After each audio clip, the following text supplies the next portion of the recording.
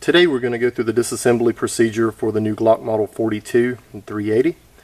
So first thing we'll do, remove the magazine. Check to ensure the pistol is unloaded. Pull the trigger. Remove the slide assembly. Remove the guide rod. And then the barrel. So all of these procedures are pretty similar to disassembling a standard Glock.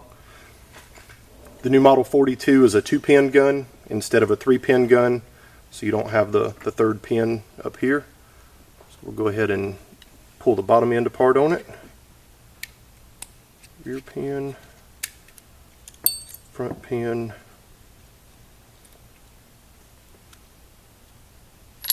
our ejector block. As you can see, inside the Model 42, it's a little different than your standard Glocks. Instead of having the little flat wound spring for your slide release, you actually have a coil spring in here on your slide release. We'll pull this out so you can see how this part is.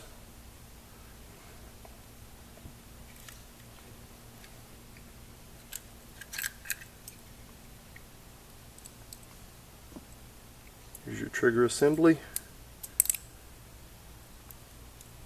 Connectors off, and once again, internals here are a little different. This is more reminiscent of the New York style trigger with the way the trigger return spring is installed in here. And then your connector here on the side. And one thing to note, your stock connectors are quite a bit shorter on the Model 42 than on all of your other model Glocks.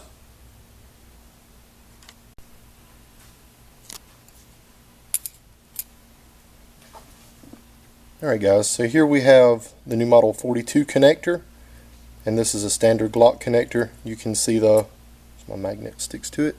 You can see the difference in length between these two, with the Model 42 connector being quite a bit shorter than a standard Glock connector.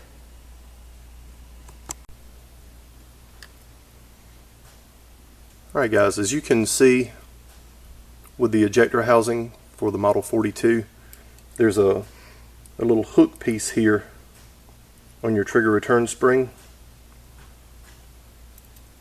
The front part of your crucifix here, when you reinstall your trigger, will hook into this little, just not holding my mouth right. There we go. You can see how it hooks in there. And for those of you paying intimate attention, you'll notice that I do not have the connector in the gun yet, because it makes it a little easier for you to see how this piece installs with the connector being out of the gun. Your interface here and here. Alright, so now we're going to install it the correct way with all of our parts in. Wow, that was so much easier. Couldn't do that again if I tried. Alright, so you can see how, again, your interface with your crucifix here, with your trigger return spring here, and then your connector properly installed on the side here. And at this point, reassembly is going to be very similar to all of your model Glocks. We install our trigger assembly. Maybe. There we go. Wow. Almost like I've done this before. Next, we're going to install our slide release. Remember, you've got a little pocket down inside here. Right here. That your coil spring is going to sit in. So we'll set that piece in. Nice and easy.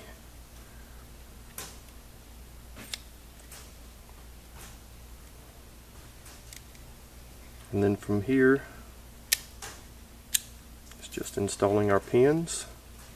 One thing to take note of, let's see if I can, if you look in here, your slide release is not going to line up because of the coil spring So you'll have to pull down on your slide release with a little punch to get your takedown pin to go in.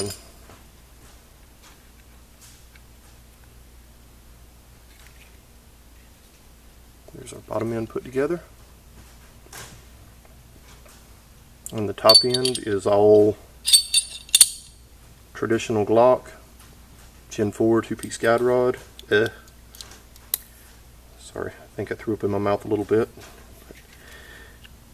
And slide back on, and the trigger pulls. There it is, taken apart, put back together, and it still works. Amazing.